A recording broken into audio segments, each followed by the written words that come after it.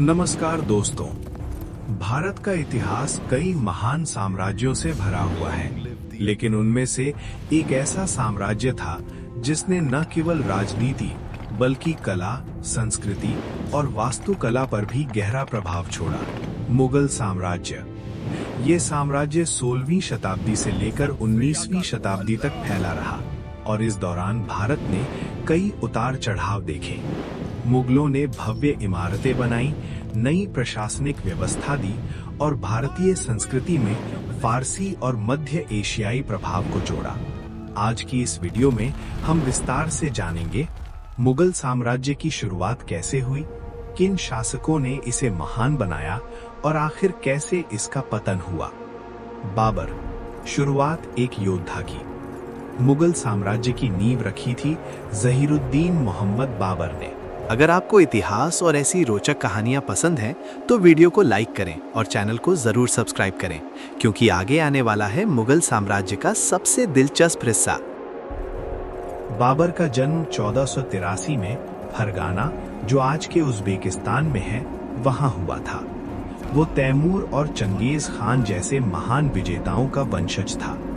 बचपन से ही बाबर को सत्ता संघर्ष का सामना करना पड़ा। कई बार उसे अपने राज्य से हाथ धोना पड़ा, लेकिन उसने कभी हार नहीं मानी। आखिरकार उसकी नजर भारत पर पड़ी, एक समृद्ध और विशाल भूमि। 1526 में बाबर ने इब्राहिम लोदी के खिलाफ पहली पानीपत की लड़ाई लड़ी। इस युद्ध में बाबर ने तोपों और नई युद्ध तकनीकों का उपयोग किया, जो भारतीय सेनाओं के लिए बिल्कुल नया था। युद्ध के अंत में इब्राहिम लोदी मारा गया और बाबर ने दिल्ली और आगरा पर कब्जा कर लिया। यहीं से शुरू हुआ मुगल साम्राज्य।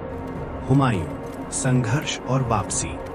बाबर के बाद उसका बेटा हुमायूं गद्दी पर बैठा, लेकिन हुमायूं उतना मजबूत शासक नहीं था। उसे कई दुश्मनों का सामना करना पड़ा, जिनमें सबसे बड़ा नाम था शेर शाह सूरी।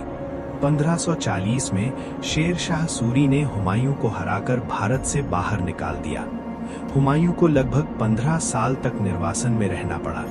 वो फारस चला गया, जहां उसे सहायता मिली।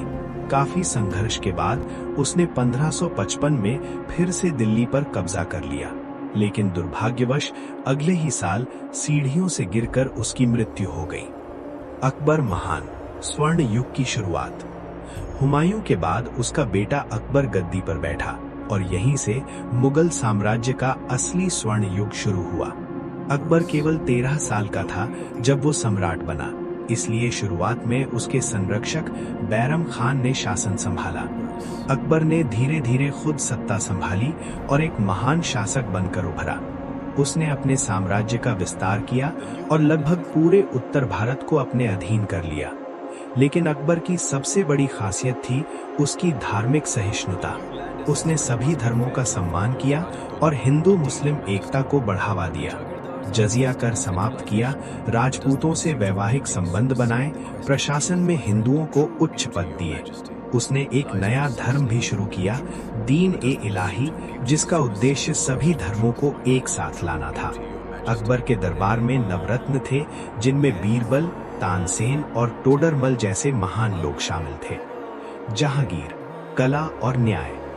अकबर के बाद उसका बेटा जहांगीर गद्दी पर बैठा।